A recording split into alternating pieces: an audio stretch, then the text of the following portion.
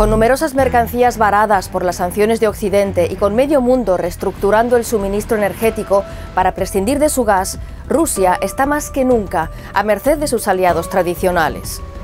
Entre ellos, ahora cobran especial importancia los países de Asia Central, ricos en hidrocarburos. Más de 30 años después del colapso de la Unión Soviética, estas repúblicas aún tienen fuertes vínculos con Rusia. Siguen exportando sus recursos energéticos con infraestructura soviética y albergan en su territorio a extensas comunidades de rusoparlantes. ¿Qué pretende Rusia en esos territorios? ¿Prevé anexionarse también las regiones rusoparlantes al sur de los Urales? ¿Quiere servirse de Asia Central para sortear las sanciones de Occidente? ¿O como esperan algunos europeos, estos países podrían convertirse más bien en un puente entre Rusia y Occidente?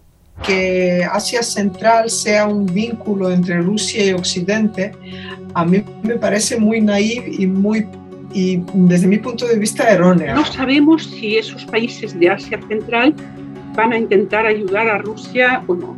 Lo que sí sabemos es que son países muy diferentes y que tienen que, nadar y guardar la ropa, es decir, proteger sus intereses, tanto nacionales como familiares, y moverse entre China y Rusia. Estoy absolutamente convencida de que Rusia intentará utilizarlos para su causa, de una manera o de otra. La posición más incómoda la tiene Kazajistán, el mayor de los estados de Asia Central. Por su tamaño es el 9º país del mundo, cuya línea fronteriza con Rusia, una de las más largas que existen, tiene una longitud de más de 7.500 kilómetros. Por eso las principales rutas kazajas de comercio atraviesan Rusia, y eso en las últimas décadas ayudó a los rusos a ejercer en Kazajistán mayor influencia que en ninguna otra república soviética. В этом году мы отмечаем 30-летие установления дипломатических отношений, тоже отметим. Региональный форум у нас еще впереди. В общем, правительства работают очень активно. Времена непростые, ищут решения по каждому возникающему вопросу. Pero mientras Putin pronunciaba estas palabras en el Foro Económico de San Petersburgo, en el mismo evento se sentaba junto a él un presidente de Kazajistán más centrado en los intereses de su propio país. Не признаем ни Тайвань, ни Косово, ни Южную Абхазию, ни Южную Осетию, ни Абхазию. И, по всей видимости, этот принцип будет применен и в отношении квазигосударственных территорий, коими, на наш взгляд, являются Луганск y Donetsk. Un país que tiene un territorio potencialmente conflictivo difícilmente va a reconocer la secesión de otros territorios conflictivos. Pero ¿hasta dónde llega realmente esa voluntad del presidente kazajo Kassym-Jomart Tokayev de distanciarse de una Rusia aún imprescindible para exportar los recursos de su país? Hay un vínculo entre Kazajistán y Rusia que va más allá de las declaraciones en un foro público. Rusia nunca ha exigido a ningún país del espacio postsoviético que reconozca sus ganancias o sus anexiones, en este caso de Crimea en Ucrania, o resultados de la guerra de Georgia. Por lo tanto, yo allí no veo ninguna ruptura, no veo ninguna posibilidad de ahora que Kazajistán se convierta en un país que sea oposición al Kremlin y a Rusia. Tokayev no busca una confrontación en absoluto, porque había partes de su discurso en las que hablaba de profundizar y aumentar la colaboración con Rusia, con la Unión Económica Euroasiática. Simplemente se afirma los intereses de Kazajstán. Kazajstán está trabajando en independizarse más de Rusia. Los hidrocarburos kazajos salen por el mar Caspio gracias a un consorcio con participación rusa. Esa dependencia inquieta a Kazajistán, sobre todo desde marzo de 2022. Entonces, un tribunal ruso paralizó el oleoducto del Caspio durante un mes, alegando violaciones de las normas sobre los vertidos de crudo. Por eso las autoridades kazajas temen que para obstaculizar el envío de crudo a Europa, Moscú nacionalice los oleoductos que discurren por tierras rusas. Rusia utiliza el chantaje como arma de política exterior. Entonces, habría que ver qué instrumentos de chantaje tiene Rusia frente a Kazajistán. Y los tiene los hidrocarburos que pasan por su territorio. Le puede hacer lo mismo que hace con la Unión Europea, pero hacia el este.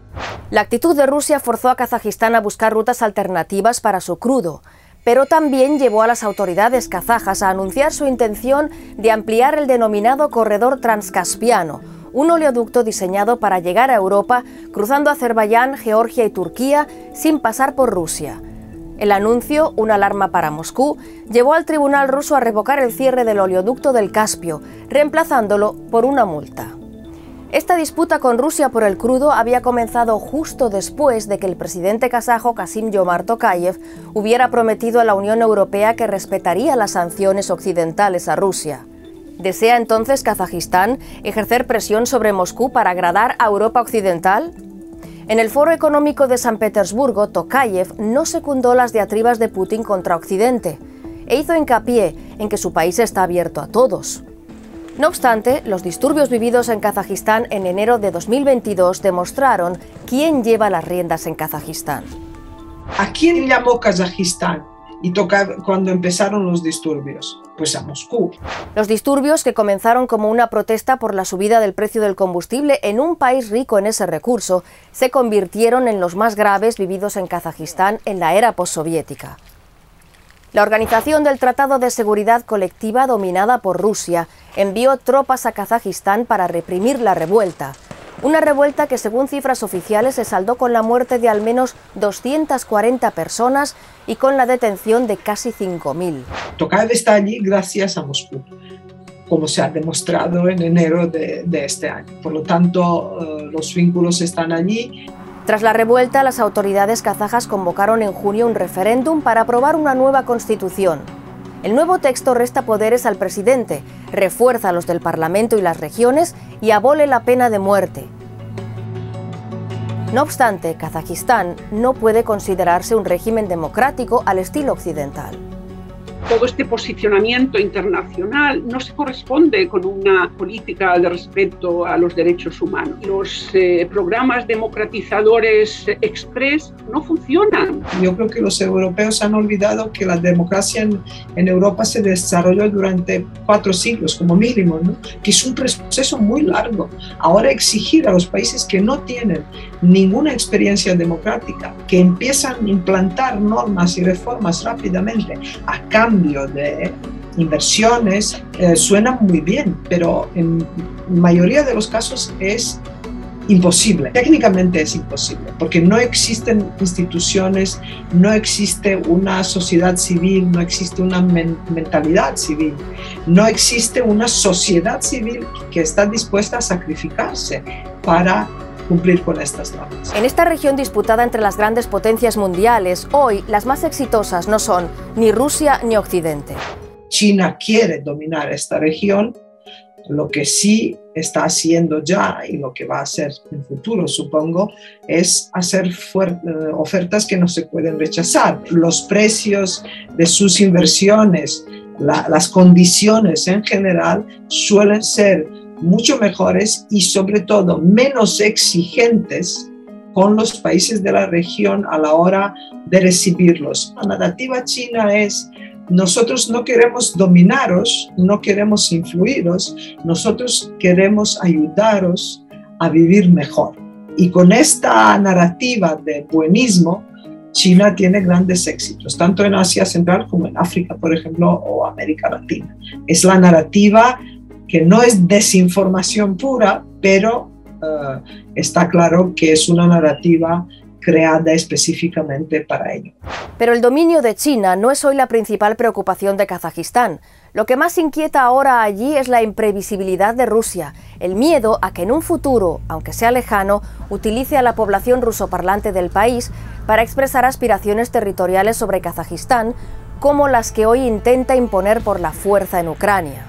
Para presentarse en esa región como puerto seguro, como un socio de fiar, a la Unión Europea aún le queda mucho por hacer. La Unión Europea puede trabajar abiertamente o entre bastidores, pero con mucha paciencia y mucho tacto, no como un elefante en una cacharrería, que fue lo que pasó hace unos años cuando los europeos se paseaban por Asia Central con una enorme prisa y descaradamente mostrando cuáles eran sus intereses. Yo creo que un respeto y una mayor comprensión por las culturas locales y un entendimiento de que los procesos son lentos sería muy favorable. Todo esto requiere mucho tiempo, esa es la moraleja.